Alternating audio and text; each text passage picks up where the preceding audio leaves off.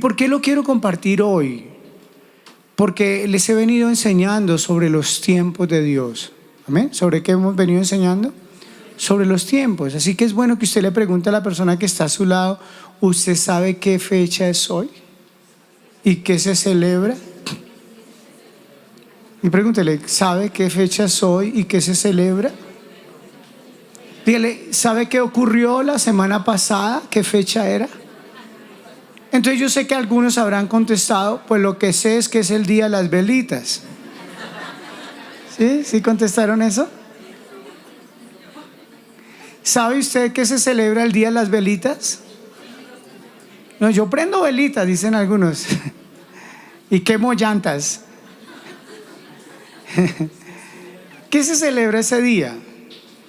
Ese día se celebra el día de la Inmaculada Concepción. La Inmaculada Concepción, mírenme aquí que les quiero enseñar esto. Una práctica que Dios me enseñó hace rato para salir de tinieblas. Lo primero que Dios me dijo es, investigue si eso ha durado toda la vida. Usted dirá, sí, toda la vida, diciembre 8 se celebra eso. Y si yo le digo que solo en 1854 fue decretada por el Papa Pío IX y que antes no existía, ¿usted qué pensaría? Y si le digo que solo hay como 10 naciones en el mundo que la celebran, ¿usted qué pensaría? Porque a veces así nos pasa en la vida. Hacemos cosas por repetición, hacemos cosas por imitación y nunca preguntamos. Por eso vivimos en tinieblas, por eso no conocemos la verdad, ¿cierto? ¿Cuál es la doctrina que este Pío IX sacó? Que María fue libre del pecado desde su concepción hasta la muerte. La doctrina dice que ella nació sin pecado, cuando la Biblia dice que el único que nació sin pecado, ¿quién fue? El Señor Jesús. ¿Ok? Porque no conoció varón. Porque la esperma del varón transmite el pecado. Desde Adán y Eva, cuando desobedecieron, viene una semilla de iniquidad. Y cada ser humano que nace, nacemos con pecado. Por eso la Biblia dice, por cuanto todos hemos pecado y estamos destituidos. Entonces la tradición, anoche había trancones por todo lado por eso, ¿cierto? Porque esa es la tradición. Y cuando nosotros vivimos en tradiciones y no vivimos en la verdad, perdemos muchas bendiciones por no preguntar.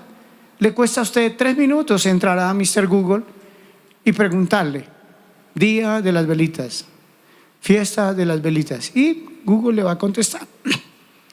Empezó en España una batalla, una victoria en una batalla que la dieron en 1585. Desde 1585 la batalla fue en diciembre 7 y 8.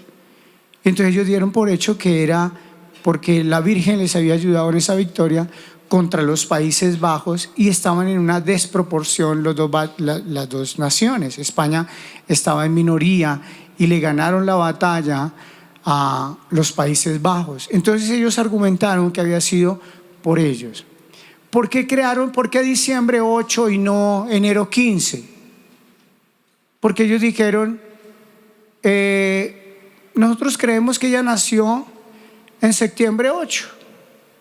Entonces se fueron hasta allá y dijeron, entonces diciembre 8 vamos a celebrar la Inmaculada Concepción. ¿Por qué hago esta introducción? Porque algo que Dios, y no se sienta mal, porque no todos nacimos aprendidos, porque por años vivimos en la ignorancia, porque por años nadie nos enseñó. Pero espero que en este tiempo usted procure, determine y decida aprender.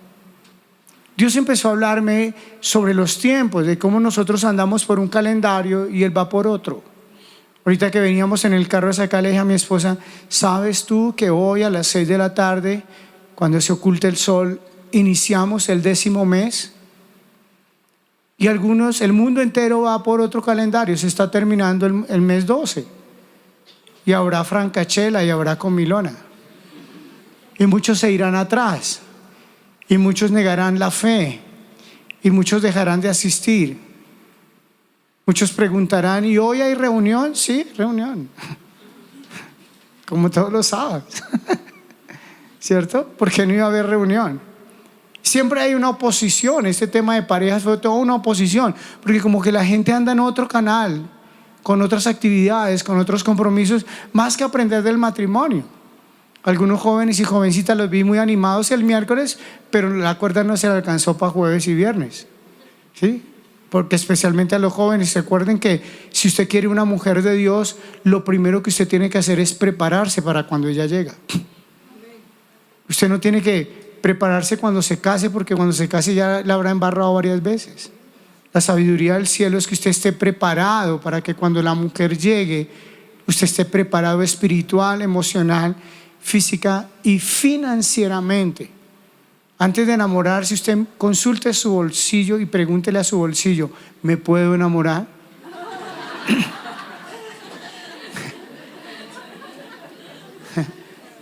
Siempre le enseño eso a las jovencitas. ¿Sabe usted que lo primero que estaba haciendo Adán antes de... Se animaron. Escúcheme. ¿Sabe usted que lo primero que estaba haciendo Adán antes de que Eva existiera era trabajar? Así que a las jovencitas, antes de mirarle los ojos azules y los músculos de las piernas, mire, este man trabaja, porque si no trabaja, usted va a llevar del bulto. Esos son principios sencillos de la vida en Dios. Entonces vuelvo a las fiestas. Esta semana que acabamos de pasar se celebra la fiesta de la dedicación. Vamos a la Biblia para que usted diga: no, el pastor me está tramando. Entonces, Juan capítulo 10, verso 22 al 24 dice: ¿celebrabas en Jerusalén la fiesta? ¿Cuál fiesta? ¿Cómo se llama esa fiesta? ¿En qué época? En invierno. Y Jesús andaba en el templo por el pórtico de Salomón, y lo rodearon los judíos y le dijeron: ¿hasta cuándo nos turbarás el alma? Si tú eres el Mesías, el Cristo, dínoslo abiertamente. O sea, la palabra dedicación en hebreo se escribe Hanukkah. Hanukkah, usted lo puede escribir con H o con J. Hanukkah. ¿Estamos ahí? ¿Cuál fiesta se llama? Hanukkah. O sea, es la fiesta de la dedicación o fiesta del Hanukkah. No es la Navidad. ¿Ok? Al que uno dice: es la misma Navidad, lucecitas, farolitos, regalitos. No, era muy diferente. Voy a hablar de 4 o 5 dedicaciones históricas. Sé que no las voy a poder explicar. Una de ellas me emocionó tanto que usted me conoce, me hubiera tomado una foto hoy o me hubiera filmado y yo estudiando esa palabra saltaba en el sofá de mi casa y yo hacía así y subrayaba la... Y yo estaba feliz. Yo dije: no, si me pongo a hablar de todo eso no voy a predicar hoy. Entonces quiero solo enumerarlos. O sea, la primera dedicación histórica, eso está en su Biblia, ¿ok? La primera dedicación histórica fue la del altar del tabernáculo. Dios le dio una instrucción a Moisés: hazte un tabernáculo y haz el tabernáculo conforme al diseño que se te ha mostrado. O sea que Moisés tuvo comunión con Dios, fue llevado al cielo, y en el cielo Dios le mostró el diseño del tabernáculo y cómo tenía que construirlo. Entonces dice la palabra que cuando Moisés hubo acabado de levantar el tabernáculo y lo hubo ungido y santificado con todos sus utensilios, y asimismo ungido y santificado el altar y todos sus utensilios, entonces los príncipes de Israel, los jefes de las casas de sus padres, los cuales eran los principales de las tribus que estaban sobre los contados, ofrecieron y trajeron sus ofrendas delante de Jehová: 6 carros cubiertos, 12 bueyes por cada dos príncipes un carro y cada un buey, y los ofrecieron delante del tabernáculo. Jehová habló a Moisés diciendo: tómalos de ellos y será para el servicio del tabernáculo de reunión, y los darás a los levitas cada uno conforme a su ministerio. Y los príncipes trajeron ofrendas para la dedicación del altar el día en que fue ungido, ofreciendo los príncipes su ofrenda delante del altar. Y Jehová dijo a Moisés: ofrecerán su ofrenda un príncipe un día y otro príncipe otro día, para la dedicación del altar. Esta fue la primera vez que hubo una ofrenda para dedicar el altar de Dios, el tabernáculo de Dios. ¿Estamos acá? Desde ahí encontré yo en la Biblia que había una dedicación, había una consagración, había una santificación, y eso tiene que ver con nuestra vida. ¿Por qué le di el título Dediquémonos para el Señor? Porque es eso. Uno en la vida tiene que tomar la decisión. ¿Ustedes se acuerdan que Pablo dijo que acaso no sabéis que a vosotros sois el templo del Espíritu Santo? Entonces ya no es el tabernáculo. Ahora, ¿quiénes somos el templo de Dios? Diga yo. ¿Quién es el templo de Dios? ¿Y cómo está ese templo? Haga así. Algunos se tocarán el cabello, otros nos tocaremos la cabeza. ¿Sí? Entonces tóquese así, unos el cabello, la mayoría el cabello, y unos cuantos la cabeza. Entonces usted se toca la cabeza y diga, ¿y cómo está esta parte de mi templo? ¿Cómo está su cabeza? ¿En orden? ¿Cómo son sus pensamientos? ¿Cuáles son sus recuerdos? Y empiece por la cabeza a ministrársela. Todo lo que hay en la cabeza. ¿Cómo están mis ojitos? ¿Cómo está mi boquita? Chismosa, murmuradora, rencorosa, vulgar. Eso es parte de su templo. ¿Sabe que la boca es parte de su templo? Es una puerta del templo. El ojo es otra puerta. Por eso el Señor Jesús dijo, cuidado con el ojo, porque si el ojo está mal, todo su cuerpo está mal. Especialmente para los hombres, es un peligro lo que miramos. Todo empieza por los ojos. Es parte del templo. Haga así, ¿cómo está su corazoncito? ¿Está en paz? ¿Está en el congelador, en la nevera? ¿Está ardiendo de fuego, de pasión? ¿Estará triste? ¿Estará dolido? ¿Estará amargado? ¿Estará oprimido? ¿Estará desconsolado? Sobre toda cosa guardada, guarda tu corazón, porque de él mana la vida, dijo el Señor. ¿Puede bajar un poquito a mí aquí la mano acá? Algunos encontrarán abdominales, otros no. Pero ustedes saben una cosa, que detrás, muy detrás, ahí hay unos abdominales. Si usted hace ejercicio los va a ver, pero están. Así serio, en el cuerpo están. El problema es que hay otros que los han rodeado. Yo me imagino que es para proteger los abdominales. Entonces han puesto unos flotadores a los lados para que los abdominales no sufran, no se desgarren. Pero coloque aquí cómo está mi cuerpito, cómo está mi sistema digestivo. Pues, con lo que come pilas, especialmente en estos días. ¿Ok? Hoy me mandaron un meme de una notificación que por unos meses, de aquí al 15 de enero, le daban descanso a la lechuga, al brócoli, al tomate, a las verduras, y que por este tiempo iban a ser relevados por buñuelos, por natillas, por tamales, por lechón. Llegó el meme dándole un descanso. Cuidado con esos descansos. ¿Cómo está su sistema? Aquí también mora el Espíritu de Dios, el despertar del Espíritu de Dios. ¿Tiene piecitos? ¿Dónde van esos piecitos? Tenga cuidado dónde van esos piecitos. Tenga cuidado cuando lo inviten a algún lugar y esos piecitos vayan. Mire con quién andas. Cuidado por andar con caminos incorrectos, porque tú eres el templo de Dios. Yo me evito muchas consejerías enseñando esto. Pastor, ¿y si yo voy a rumbear con mis primos, es bueno o es malo? Pues si Jesús va con usted y sus primos allá. Esa es la pregunta. ¿Jesús entraría conmigo a ese lugar? ¿O entro solo? Esa es la pregunta. ¿Estamos acá? Las manitos. ¿Cómo están las manitos? ¿Sabe qué dice la Biblia de las manitos? Levantad manos santas. Venga, míreme. Diga manos santas. Sin ira, sin contienda. Ok, ¿cómo están esas manitos? ¿Sabe qué le advierte el proverbista al hombre? Cuidado con que esa manito toque el seno de la mujer extraña. ¿Con esa manito te masturbas? ¿Ves pornografía? ¿Fornicas? ¿Haces negocios ilícitos? ¿Ves revistas pornográficas? Entonces, ese somos el templo. ¿Complicado? Y a veces contaminamos nuestras vidas porque contaminamos esas partes, la mente, los ojos, la boca, los oídos. Cuidado las mujeres. El problema de los hombres son los ojos y el problema de las mujeres, los oídos. Cualquier cosita se creen. Cualquier mensaje les llega. Cuidado con los oídos. Los hombres, cuidado con los ojos. Las mujeres, cuidado con los oídos. Es parte del templo. ¿Estamos acá? La segunda ocasión histórica fue el templo de Salomón.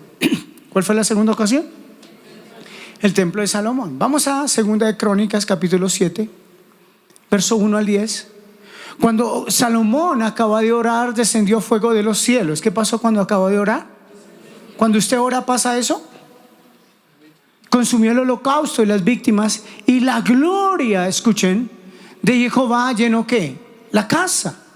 Y no podían entrar los sacerdotes en la casa de Jehová, porque la gloria de Jehová había llenado la casa de Jehová.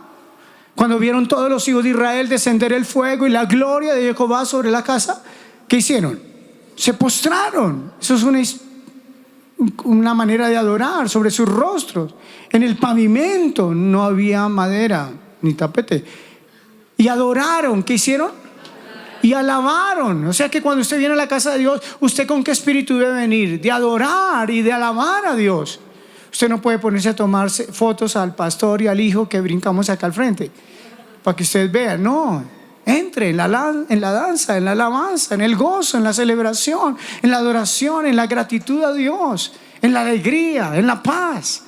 Eso es cuando la gloria de Dios está. ¿Por qué? Porque Él es bueno y su misericordia es para siempre. ¿Quién sabe eso?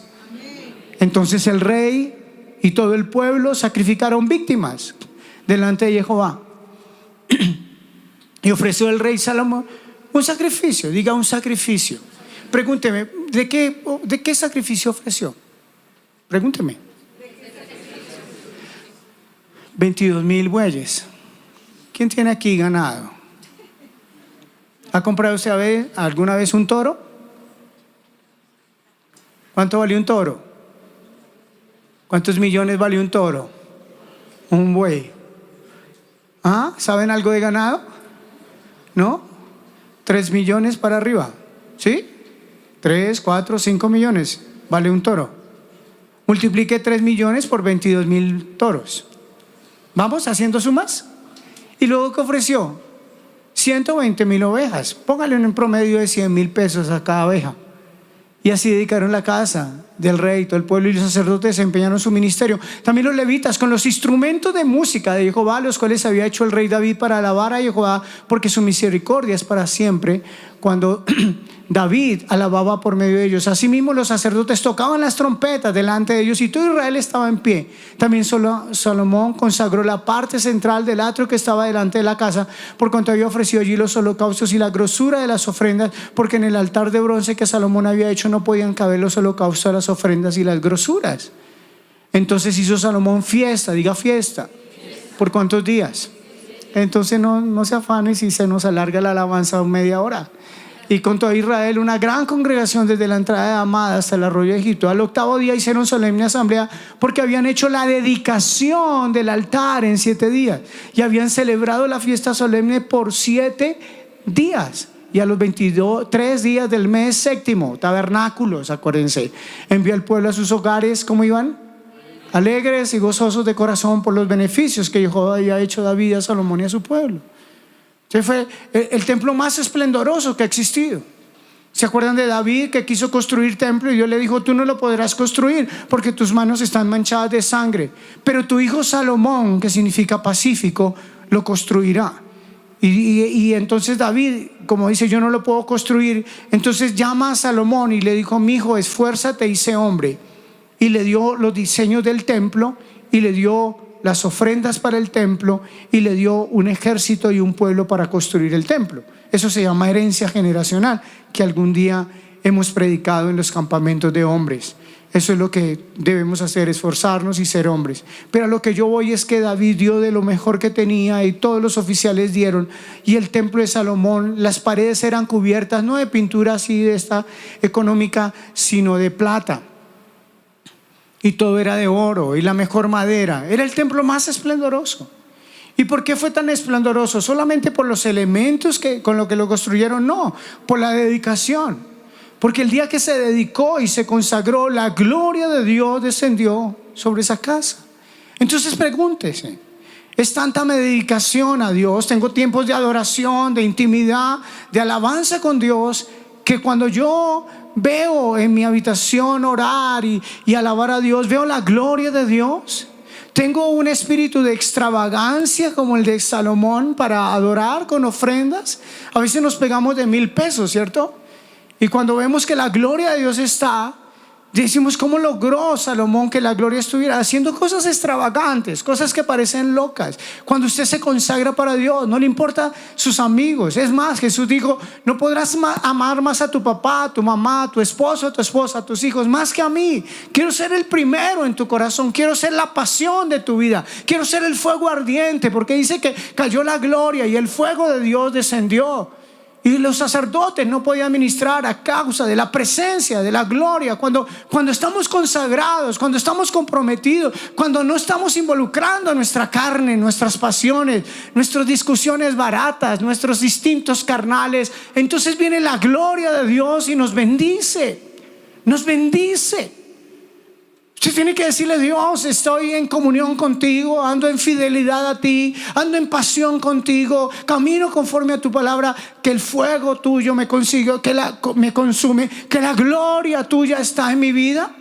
Eso es. Hablábamos anoche a los matrimonios, querían venir a renovar votos, pero les prediqué sobre primero un pacto con Dios.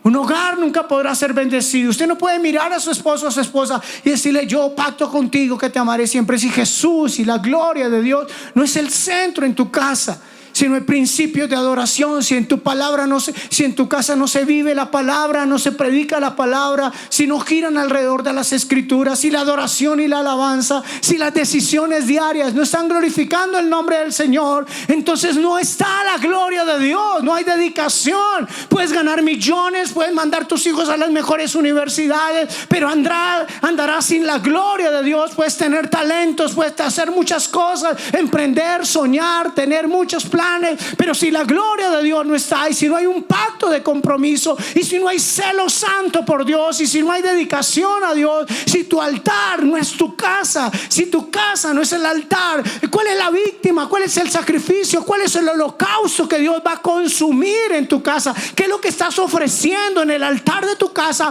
para que la gloria y el fuego de Dios desciendan y los consuma? ¿Estamos acá? La tercera ocasión en que la gloria de Dios cayó es cuando vino la reedificación del templo. Y para ser honesto, esa fue la que más me ministró y en la que yo saltaba en el sofá de mi cama hoy. Porque me impactaron los principios. Yo sé que no tengo todo el tiempo, pero los voy a leer y voy a pedirle al Señor que me regale un día. Esto fue en el tiempo de Esdras.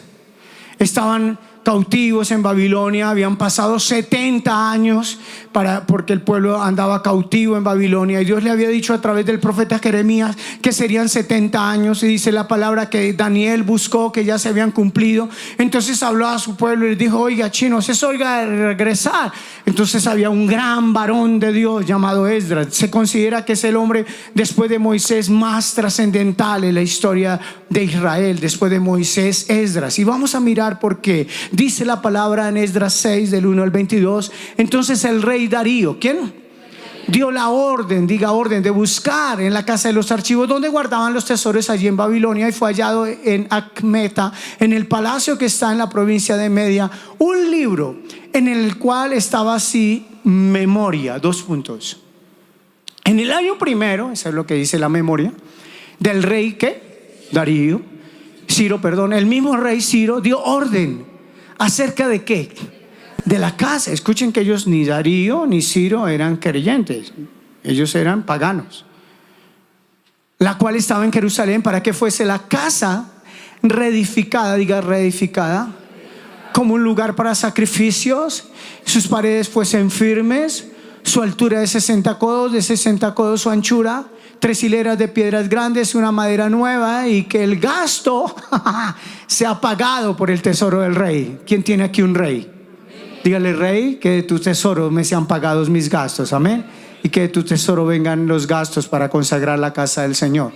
Y también los utensilios de oro, de plata de la casa de Dios, los cuales Nabucodonosor, diga Nabucodonosor, sacó del templo. Van 3 reyes que estaban en Jerusalén y la pasó a Babilonia, y los pasó a Babilonia. Sean devueltos y vayan a su lugar. O sea que las cosas de Dios que están en Babilonia, que es lo que enseñamos en la academia, tienen que regresar al verdadero altar, a la verdadera adoración, a la verdadera casa de Dios, al templo que está en Jerusalén, y sean puestos en la casa de Dios. Ahora pues, Tanai, gobernador del otro lado del río, Setanarbosnai y vuestros compañeros, los gobernadores que estáis al otro lado del río, alejaos de allí, dejad que se haga la obra de la casa de Dios, que el gobernador de los judíos y sus ancianos reedifiquen esa casa de Dios en su lugar. Y por mí es dada orden de que lo que habéis de hacer con estos ancianos de los judíos para reedificar esa casa de Dios, que de la hacienda del rey que tiene del tributo del otro lado del río sean dados puntualmente, diga puntualmente. ¿A quién le gustaría pagar sus compromisos puntualmente? Ahí está la promesa. A esos varones los gastos para que no cese la obra. Amén. Yo me aferro a esa promesa. Y lo que fuere necesario: becerros, carneros, corderos para los holocaustos al Dios del cielo, trigo, sal, vino, aceite, conforme a lo que dijeron los sacerdotes que están en Jerusalén, les sea dado día por día sin obstáculo alguno, para que ofrezcan sacrificios agradables al Dios vivo y oren por la vida del rey y por sus hijos. También por mí es dada orden que cualquiera que altere este decreto se le arranque un madero de su casa y alzado sea colgado en él. No, así cualquiera obedece. Y su casa sea hecha muladar por eso. El que no obedeciere, mire lo que le pasaba. Y el Dios que hizo habitar allí su nombre, mire para qué es una casa, para que el nombre del Señor habite, destruya todo el rey, pueblo que pusiere su mano para cambiar o destruir esta casa de Dios, la cual está en Jerusalén. Yo, Darío, he dado el decreto, sea cumplido puntualmente. Entonces Tanai, gobernador del otro lado del río, Setanarbosnai y sus compañeros hicieron puntualmente según el rey Darío había ordenado. Y los ancianos de los judíos edificaban y prosperaban conforme a la profecía, escuchen, del profeta Ageo, de Zacarías, hijo de Iddo. Y edificaron pues y terminaron por orden del Dios de Israel y por mandato de Ciro, de Darío y de Artajerjes, rey de Persia, que es el mismo Nabucodonosor. Esta casa fue terminada el 3er día del mes de Adar, que era el 6º año del rey Darío. Entonces los hijos de Israel, los sacerdotes, los levitas y los demás que habían venido de la cautividad hicieron ¿qué? Diga, la dedicación de esta casa de Dios. ¿Cómo la hicieron? O sea que apartarse para Dios es un motivo de alegría. Usted no viva triste: no, es que me tocó dejar el pecado. Allá en Global no me dejan. Yo que venía fornicando tan chévere, ahora anda deprimido, ya no, ni fornico, ya ni me emborracho, ya ni vulgaridades digo. ¿Ustedes creen que dedicarse a Dios es eso? Dedicarse a Dios es consagrarse. Dedicarse a Dios, dejar todo por el Señor, es motivo de alegría, no es un motivo de depresión. Ofrecieron en la dedicación de esta casa becerros, carneros, corderos, 12 machos cabríos en expiación conforme al número de las tribus. Pusieron a los sacerdotes en sus turnos, a los levitas en sus clases para el servicio de Dios en Jerusalén conforme a lo escrito en el libro de Moisés. También los hijos de la cautividad celebraron ¿qué? Pascua, a los 14 días del mes primero, porque los sacerdotes y los levitas que habían purificado a una, todos estaban limpios. ¿Cómo estaban? Sacrificaron la Pascua con todos los hijos de la cautividad y por sus hermanos los sacerdotes y por sí mismos. Comieron los hijos de Israel que habían vuelto del cautiverio con todos aquellos que se habían apartado de las inmundicias que habían hecho de las gentes de la tierra para buscar. Mire, ese texto ojalá usted se lo lleve grabado. Usted se tiene que apartar de todos aquellos inmundicias que la gente del mundo hace. Celebraron con regocijo la fiesta solemne de los panes sin levadura 7 días, por cuanto Jehová les había alegrado y había vuelto el corazón del rey de Asiria hacia ellos para fortalecer las manos en la obra de la casa de Dios. O sea, el dedicarnos a Dios es un motivo de alegría. Dios dará los recursos, Dios nos dará las maneras, Dios pondrá el querer como el hacer, pero usted tiene que hacerlo con fe, hacerlo con gozo, con fiesta. A mí me impacta que una consagración fue en tabernáculo, la otra consagración fue en la Pascua, pero siempre fueron en fiestas específicas, en momentos que Dios ya determinó. Por eso desde que nosotros en Global empezamos a estudiar sobre las fiestas, me he sentido tan bendecido de recuperar esos tiempos. Cada vez que nos hemos congregado en esas fechas para celebrar a Dios, Dios nos ha bendecido poderosamente, porque Dios honra la obediencia nuestra. Amén.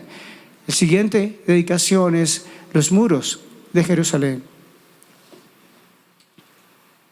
Y como el tiempo corrió, me va a tocar solo enumerarlo. Eso está en Nehemías capítulo 12. Para la dedicación del muro de Jerusalén, buscaron a los levitas de sus lugares para traerlos a Jerusalén. Para hacer la dedicación y la fiesta, esta también fue tabernáculos, porque era el 7º mes, con alabanzas, con cánticos, con címbalos, salterios y cítara. Y fueron reunidos de los hijos de los cantores de la región de alrededor de Jerusalén como de las aldeas. También hay motivo de alegría en los muros. Ya no es el templo, ya ahora son los muros, lo que hay alrededor nuestro, lo que nos protege. Dios quiere que lo dediquemos, nuestras casas, nuestros negocios, nuestros carros, lo que somos, lo que hay alrededor nuestro. ¿Qué es lo que gira alrededor suyo? Su puesto de trabajo está dedicado a Dios, sus computadores, sus celulares, lo que es externo, pero que trae una consagración también, una dedicación. ¿Qué es lo que usted está alrededor suyo que necesita ser consagrado? ¿Qué es lo que hay alrededor suyo que necesita ser dedicado a Dios? Vayan a sus casas, examinen sus bibliotecas, examinen sus habitaciones, sus cuartos, sus mesas de noche. De pronto hay cosas ahí que están contaminando sus vidas, recuerdos que no sirven. Y usted tiene que decirle a Dios estas cosas externas, las compañías con las que usted se va a juntar en este tiempo, las celebraciones en serio que se acostumbran a hacer en este tiempo, de pronto te van a contaminar mucho. Te van a hacer sentir como un bicho raro. Muchos te van a criticar, te van a juzgar, te van a manipular, diciéndole: ¿acaso ya no eres de la familia? ¿Que no compartes con nosotros? Y tú dices: no, está bien, entonces sí. Porque hay cosas externas que necesitamos consagrar a Dios. Y por último, siguiente. Por último, no, por penúltimo, pero va a ser el último. En la época de los macabeos fue la primera abominación desoladora. Mateo 24, 14 y 15, el Señor Jesús dice: y será predicado este evangelio del reino en todo el mundo para testimonio a todas las naciones, y entonces vendrá el fin. En el original dice: y será testimonio a todas las naciones, punto. Y aquí abajo dice: entonces vendrá el fin cuando veas en el lugar santo la abominación desoladora de la que habló el profeta Daniel. Que el que lee entienda. Siguiente. Devuélvete un momento. Ahí. Entonces quiero hablar de qué fue la abominación desoladora. Tomen nota. Entre el año 167 y 160 antes del Señor Jesús, una sublevación de los macabeos. Mírenme acá que les voy a hablar de historia por 2 minutos. Israel, la tierra de Israel estaba siendo colonizada por Grecia, los helenos. Y entonces Antíoco Epífanes había prohibido todas las celebraciones del pueblo de Dios. No podían celebrar las fiestas, no podían celebrar el Shabbat, no se podían circuncidar, no podían leer la Torá, no podían venir al templo.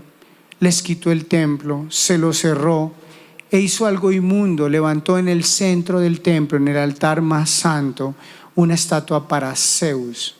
Y el 25 de diciembre, que es el cumpleaños de Zeus, que es el dios Sol, porque usted dirá: ¿por qué ese día lo celebran todas las naciones? Porque es una celebración pagana del dios Sol, el dios Zeus, el dios Mitra.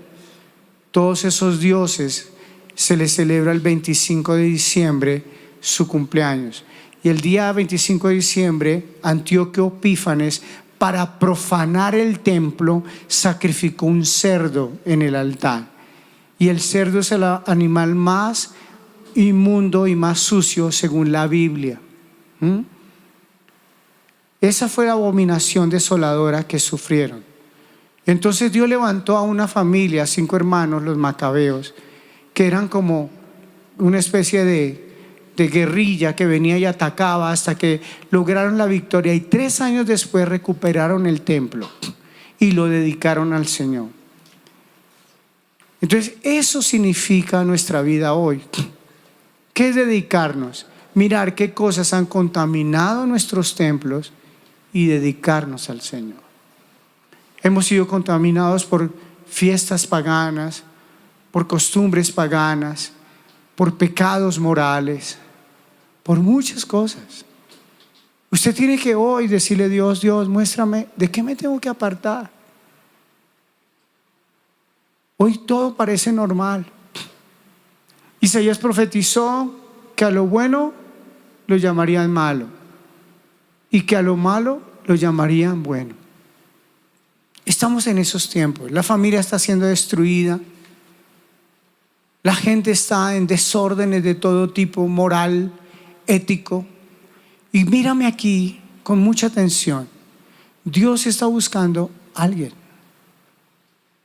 que se consagre para Él. ¿Por qué celebraban de ahí en adelante la fiesta de la dedicación?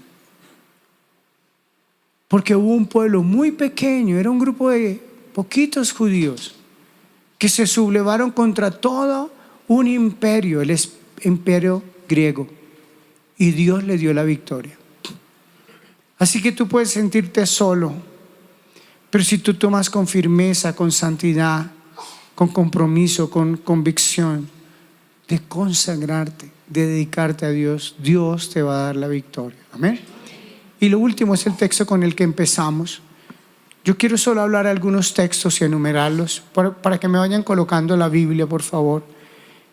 La última consagración es el que le iniciamos leyendo, el Señor Jesús en el templo, en el día de la dedicación. Entre el capítulo 8, coloquen Juan 8:12 hasta Juan 10:42, por favor anoten. Entre Juan 8:12 y Juan 10:42 ocurrieron varias cosas. Lo primero es que Jesús les habló y le dijo: yo soy la luz del mundo. El que me sigue no andará en tinieblas, sino que tendrá la luz de la vida. O sea, anote ahí, es que esto no está ya, no le va a salir en las pantallas. Dificultades para consagrarnos o para dedicarnos al Señor. ¿Cuáles son algunas de las dificultades? Entonces, lo primero, andar en tinieblas. ¿Cuál es lo primero? Andar en tinieblas. Por eso Jesús dijo: yo soy la luz del mundo. Amén. Lo siguiente, 8:21. Otra vez Jesús dijo: me voy y me buscaréis, pero en vuestro pecado moriréis. A donde yo voy vosotros no podéis venir. Segundo problema. Segundo problema, no caminar con Él. ¿Cuál es el segundo problema? Te puedes devolver a Juan 8:14. Respondió Jesús y le dijo: aunque doy todos testimonio acerca de mí mismo, mi testimonio es verdadero, porque yo sé de dónde he venido y a dónde voy. Escuchen, pero vosotros no sabéis de dónde vengo ni a dónde voy. Verso 19, 14 y 19. Ellos le dijeron: ¿dónde está tu Padre? Respondió Jesús: ni a mí me conocéis ni a mi Padre. Si a mí me conocieses, también a mi Padre conocerías. Tercer problema, no conocerlo. ¿Cuál es el primer problema? Andar en tinieblas. La segunda dificultad, no caminar con Él. Lo tercero, no conocerlo. Usted puede conocer religión, pero no conoce, no tiene una relación personal con Él. El cuarto inconveniente es no permanecer en su palabra. ¿Cuál es el cuarto? Juan 8:31.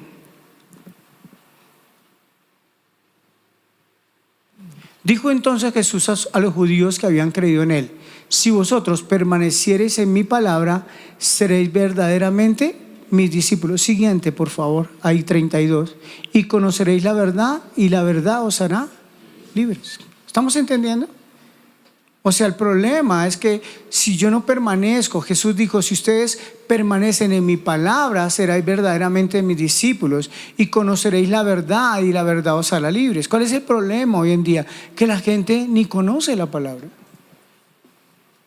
y no quiere saber de la palabra. Tienen su propia opinión. ¿Cuántas personas hay de pronto aquí sentadas que dicen, yo leí eso pero no estoy de acuerdo? Yo sí leí eso en la Biblia, pero a mí no me parece. O sea que tú sabes más que Dios, que su palabra. Y queremos las bendiciones de Dios, claro, eso sí. Pero la dificultad para dedicarnos a Dios es que no permanecemos en Él y en su palabra para ser sus discípulos. Y escuchen, para conocer las verdades. Mírame aquí, que de pronto no nos gustan, pero que son verdad.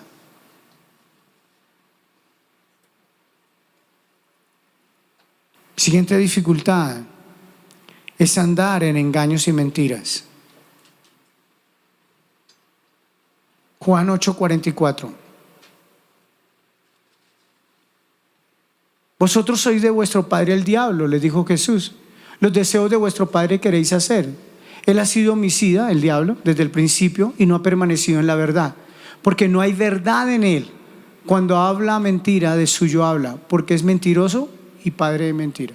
O sea que cuando una persona miente, ¿es hijo de quién? Del diablo, porque él es padre de toda mentira. No puede haber mentira, no puede haber engaño en nuestras vidas. Debe haber transparencia. Debemos ser cartas abiertas.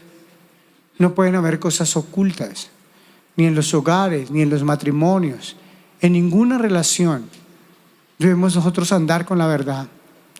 La ceguera, siguiente dificultad, ceguera espiritual desde que nacemos. 9:1-7. Al pasar Jesús vio a un hombre ciego de nacimiento. ¿Cómo era el ciego? De nacimiento. Le preguntaron sus discípulos, Rabí, ¿quién pecó, este o sus padres para que haya nacido ciego? Respondió Jesús, no es que pecó este ni sus padres, sino que para que las obras de Dios se manifestasen en él.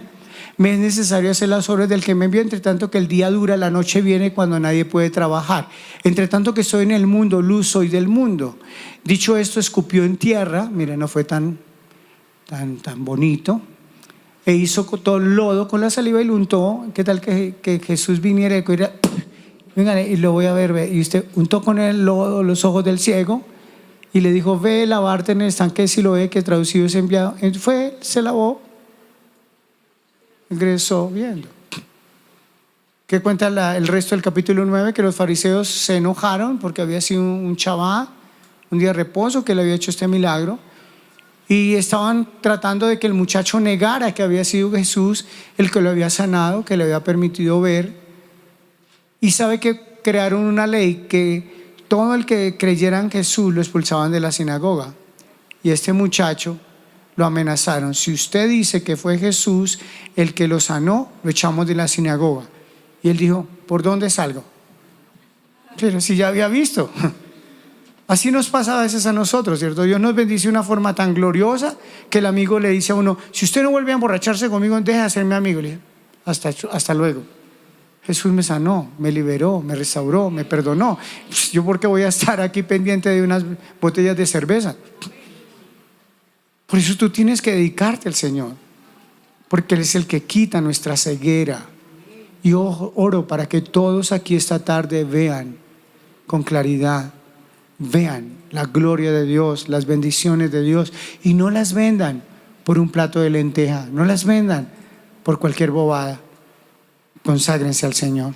Por último, en el capítulo 10, verso 1, de cierto digo, el que no entra por la puerta en el redil de las ovejas, sino que sube por la otra parte, ese es ladrón y salteador. Mas el que entra por la puerta, el pastor de las ovejas soy.